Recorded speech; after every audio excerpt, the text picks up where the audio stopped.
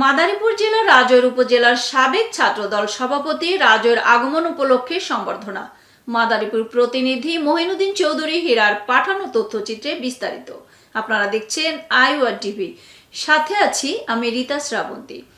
দীর্ঘদিন যাবৎ প্রবাস জীবনযাপনের পর যুক্তরাজ্য থেকে নিজ এলাকায় আগমন উপলক্ষে সংবর্ধনা অনুষ্ঠানের আয়োজন করে রাজৈর উপজেলা বিএনপির সহযোগী সংগঠনের নেতাকর্মী বৃন্দ এবং রাজৈর উপজেলার সাবেক ছাত্রদল সভাপতি মোহাম্মদ রুহুল আমিন হাওলাদার।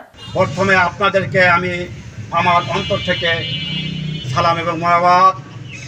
আপনারা জানেন, বাংলাদেশের ইতিহাসে যার নাম না হলে পৃথিবীর কাছে আমরা মানচিত্র থেকে পেতাম না। ওই সূর্যের লাল সূর্যের ন্যায় পতাকাটির মান থাকতো কি থাকতো না, সেই মুহূর্তে আমাদের মাঝে একটি কণ্ঠের আবির্ভাব হয়েছিল। স্বাধীনতার ঘোষক, মুক্তিযুদ্ধের নায়ক, বহুদলীয় গণতন্ত্রের প্রবর্তক শহীদ প্রেসিডেন্ট জিয়া রহমান। আমি প্রথমে তাকে স্মরণ করছি। বন্ধুরা আমার, এরপরে আমি স্মরণ করছি যারা 24 এবং 5 জুলাই আগস্টে যারা এই স্বৈরাচারী শেখ হাসিনাকে উৎখাত করার জন্য জীবনের বিনিময়, জীবনের রক্তাক্ত দিয়ে এই দেশকে স্বাধীন করেছে, তাদেরকে আমি স্মরণ করছি। 11 এপ্রিল রোজ রবিবার বিকেল 4:30 ঘটিকার সময় রাজৈরে আগমন করে এবং রাজৈরের বিএনপির অঙ্গ সংগঠনের নেতাকর্মীরা তাকে সংবর্ধনা দেয়। রাজৈর পৌর ঈদগাহ মাঠে সংক্ষিপ্ত শুভেচ্ছা বক্তব্য রাখেন। তিনি বলেন, মাদারীপুর রাজৈর এবং বাংলাদেশের জনগণের মঙ্গল কামনা করে ও তারেক রহমানের সুস্বাস্থ্য ও দীর্ঘায়ু কামনা করে এবং খালেদা জিয়ার রোগমুক্তি কামনা করে সকলের কাছে দোয়া চান।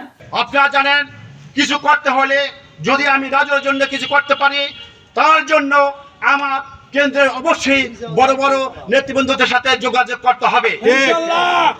আর এই জন্য আমি রাজৈরের দলমত নির্বিশেষে ভেদাভেদ ভুলে ঐক্যবদ্ধ হয়ে জাতীয় দল বিএনপি একত্রিত হয়ে একটি প্ল্যাটফর্মে আসুন। সবাইকে উদাত্ত আহ্বান জানাবো, যতগুলো সহযোগিতা লাগবে ইনশাআল্লাহ আপনাদের করব।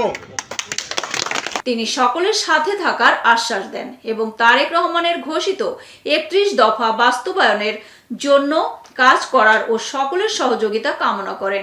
এতে উপস্থিত ছিলেন পৌর বিএনপি নেতা অ্যাডভোকেট মোহাম্মদ মফিজুল ইসলাম, রাজৈর উপজেলা স্বেচ্ছাসেবক দলের সিনিয়র যুগ্ম আহ্বায়ক মোহাম্মদ রিয়াজ কাজী, ছাত্র দলের সাবেক সভাপতি মোহাম্মদ ওহিদ গাজী, জিয়া পরিষদের সভাপতি মাদারীপুর জেলা মোহাম্মদ আজিজ মোল্লা প্রমুখ।